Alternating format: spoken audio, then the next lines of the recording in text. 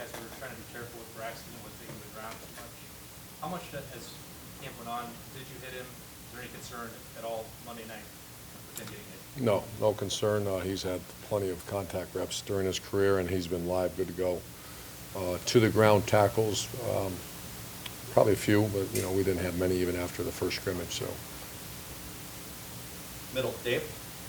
Urban, injury-wise, how are you feeling about guys like Marshawn Lattimore, Johnny Close, Dixon? close. He is questionable for this week. Who's the other one? Johnny Dixon. He's go. He's full go. Anybody else any injuries have popped up as far as this week? I don't think so. Noah Brown obviously is out of the hospital now. We'll get him to class tomorrow. I think we're good. Front row, Tim. Yeah, Urban, you indicated yesterday that you kind of like, you have a favorite now in the quarterback's race, or at least you did yesterday and stuff. Could you tell us now who it is, or are you still going to wait? No, we're going to wait. And I said, I'm not sure how I said it, but I have an idea who's going to take the first snap. Yeah. I said favorite. I'm not sure I like that word, but I got a feeling that who's going to take the first snap. I still think after today, but both are, you know, and I made this comment, and I met with both quarterbacks, is when you have a good player, what do you do with them? You play them. So we're going to play both quarterbacks at some point. You know, I don't know how much and what series and all that. Haven't had that conversation, but I've already made that decision. You know, if you have a good player, you play good players. The other thing, you guys were undefeated last year on the road, as you know. What is it about y'all's approach that you think makes y'all pretty good when you're away from home? I mean, I don't know. We, what is it about it, you think? you know, one year at Florida, we were 0-3 in 2005 on the road. And so I remember Lou Holtz is a great mentor of mine, and I brought him down to Florida, and we had long discussions. And you know, anytime you go on the road, bring your toughest, run the ball and stop the runner, kind of something that Coach Mick and I tell the team. But what are you kidding? Don't fool yourself. It's because we got really good players that play well. There's no magical formula other than you recruit really well and try to motivate and push and go. But I think recruit really well is probably the best way to win on the road, and I think we have. Second row left, Ari. Coach, what do you remember about your recruitment of Tommy Shutt? I remember he was one of the big guys for you in your first class, and you had limited time to get him here. And can you talk a little bit about his selection?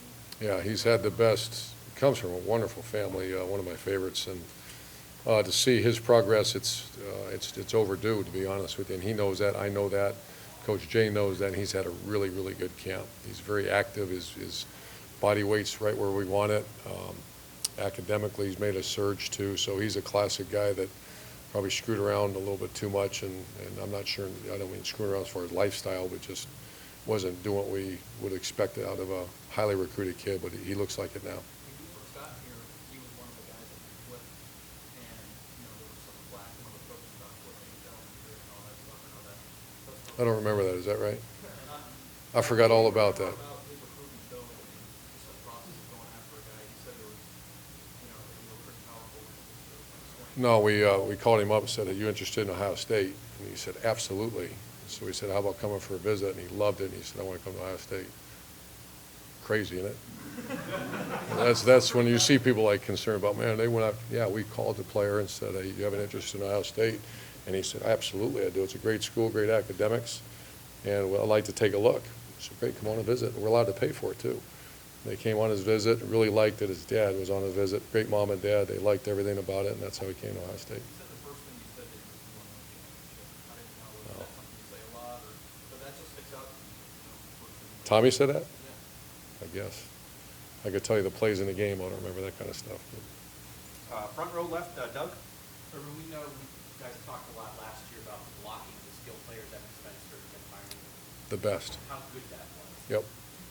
How good can it be this year with the guys at receiver and tight end, and how important is that to your run game and what you want to do? Well, I think you know the answer, how important it is. It's absolutely imperative that they're very good perimeter blockers. I think we're as good as that's one of the best I've ever been around, and Evan was the best. So I'm hoping we can find that. Guys that really good is a kid named Paris